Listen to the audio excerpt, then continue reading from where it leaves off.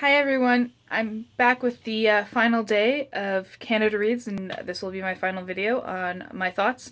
I just want to say congratulations to all the books and the contestants.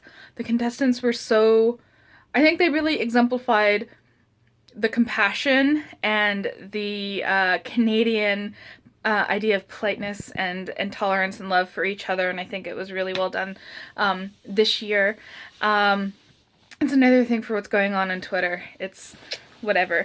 But anyways, yes. I'll just tell you right off the bat, The Illegal one. I'm okay with it. The Illegal was a decent book. It's very topical to today. It's about refugees and such. I really do think The Hero's Walk should have won. But let's talk about the discussion that happened today. So the first two questions I thought were really unfair. For the Hero's Walk, mainly because I'll just tell you the questions. They were, which characters do you think showed the most courage? And which moment was the most powerful? And of course, when you're answering these questions, your mind's going to go to the grandiose, right? It's going to go to the most courageous, the most powerful. And that would happen in a book that's filled with action, that has a lot at stake. And that's why The Illegal was in a lot of those comments. But I feel like the grandiosity of The Illegal in regards to those questions kind of shadowed over the subtlety that we see in The Hero's Walk, which I think is more subtle and more timeless because of that. Yeah, let's see. I really liked the core question at the end there, which was, which book best gets us to Canada you want to live in? And most of the contestants said that The Hero's Walk did it for various reasons. Clara Hughes said The Illegal because she was still defending it, because it's the empathy that's important right now. Vinay Virmani said we have to avoid the headlines of tomorrow, not exemplify the headlines of today, and accept everyone and have tolerance. Fair Mohammed basically said ditto Vinay. Bruce Poon-Tip said Hero's Walk because Canada needs to know India and the people here.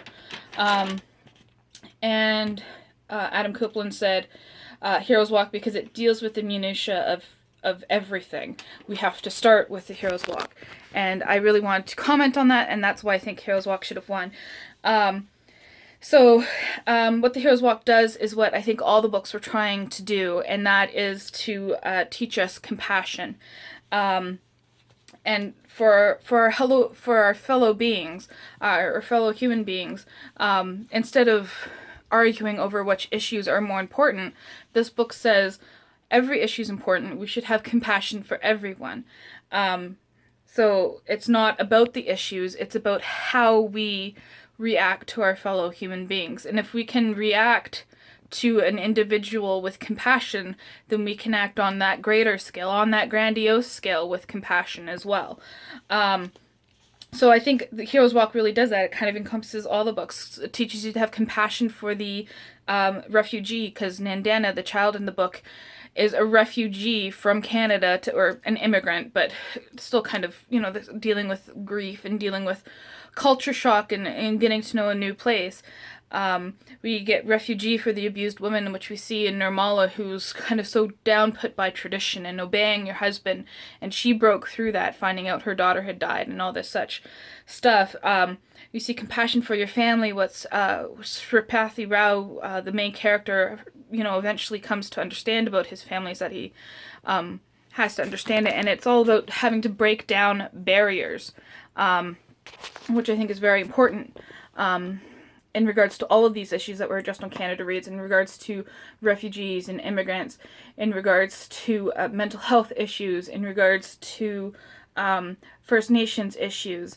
The Hero's Walk deals with all of that because it teaches us to have compassion.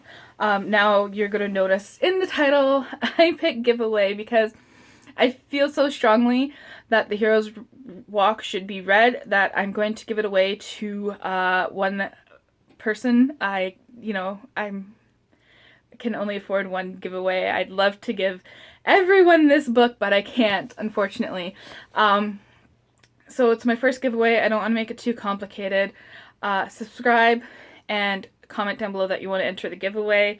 It's open to everyone. You don't have to be Canadian to win this book, because it's a book that is global and will have a global impact on people, because it is about the human person. Yeah, that's it. You have to be comfortable giving me your address. I promise I won't stalk you. If you're living with your parents, make sure that you can give out your address, and all those sorts of things. I'll put a better description of the giveaway in the description box. So that's it. Canada Reads is over for this year. I'm looking forward to next year already. Yeah, let me know what your thoughts were on Canada Reads and the final outcome, and thank you for watching.